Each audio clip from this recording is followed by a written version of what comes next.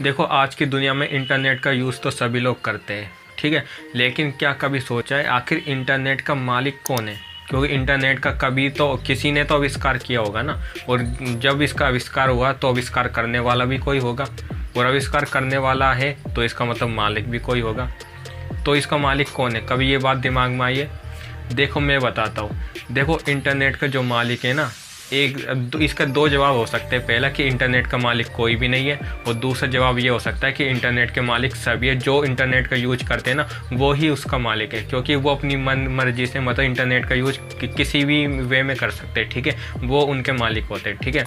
अब देखो, जो मैंने पहले बताया कि इंटरनेट का मालिक कोई भी नहीं है, ये मैंने क्यों बताया? क्योंकि देखो, इंटरनेट का कभी ना कभी तो आविष्कार हुआ होगा, किसी के द्वारा तो हुआ होगा, ठीक है ना। और जिसने किया है वो तो उसका मालिक होगा ना। लेकिन फिर मतलब ऐसा क्यों है कि इंटरनेट का मालिक कोई भी नहीं है? मैंने ऐसा क्यों बोला?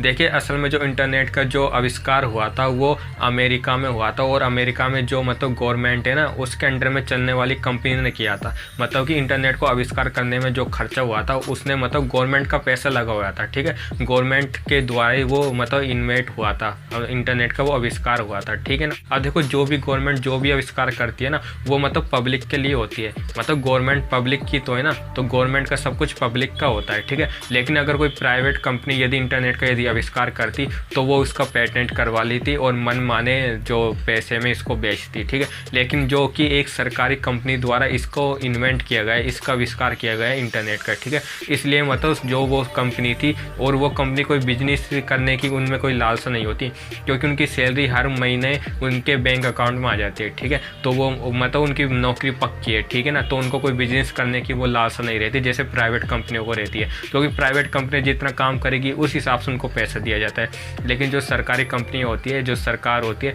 वो तो जो व्यक्ति चाहे काम करे चाहे ना करे, लेकिन वो उसके हर महीने मतलब बैंक अकाउंट में पैसे भेज देती है, ठीक है ना। ये कोई सरकार को देखने थोड़ी आती है कोई ये व्यक्ति काम कर रहा है या नहीं करना, वो तो बस वहाँ से हर महीने उनके बैंक में वो सैलरी भेज देती है, ठीक है ना। तो जो भी देश सरकारी कंपनी द्वारा जो भी आविष्कार होता है ना, वो उसमें पूरी तरीके से पब्लिक का अधिकार होता है, ठीक है ना। अब देखो, जो इंटरनेट का आविष्कार हुआ था उसमें अमेरिका में हुआ था, जो कि सरकारी कंपनी थी ना, जो मतलब सरकार के द्वारा चलती है, सरकार से पैसे से चलती है, उस कंपनी ने इसका आविष्कार किया था, ठीक है। तो इसलिए उस कंपनी ने आविष्कार किया था, सरकार की कंपनी ने आविष्कार किया था, मतलब कि उस पर पूरी तरीके से पब्लिक का अधिकार है, ठीक है। हालांकि वो चाहती तो इसको मतलब पेटेंट भी करा सकती है, लेकिन सरकारी कंपनी है, इस वजह से उसने मतलब पब्लिक के लिए इसको खोल दिया, ठीक है। मतलब पब्लिक में इसका कोई भी यूज कर सकता है। ये उसी प्रकार है जिस प्रकार एफएम और टीवी का आविष्कार वो सरकारी पैसे से हुआ था, ठीक है ना। सरकार का पैसा लगा था उसमें, ठीक है। इस वजह से ये जो टीवी और जो एफएम है वो मतलब हर कोई भी व्यक्ति पैसे देकर इसका यूज कर सकता है, ठीक है ना। उसी प्रकार जो इंटरनेट है, इंटरनेट भी मतलब कोई भी व्यक्ति यूज कर सकता है, इसका कोई भी मालिक नहीं है। और दूसरे वे में यदि बोले, जो इंटरनेट का यूज कर रहा है वो ही उसका रियल मालिक है। क्यों? क्योंकि वो इंटरनेट वो अपने हिसाब से किसी भी वे में उसका यूज कर सकता है। सो जो इंटरनेट यूज कर रहा है तो वो ही उसका मालिक है। और यदि दूसरे वे में यदि बात करें तो इंटरनेट का कोई भी मालिक नहीं है।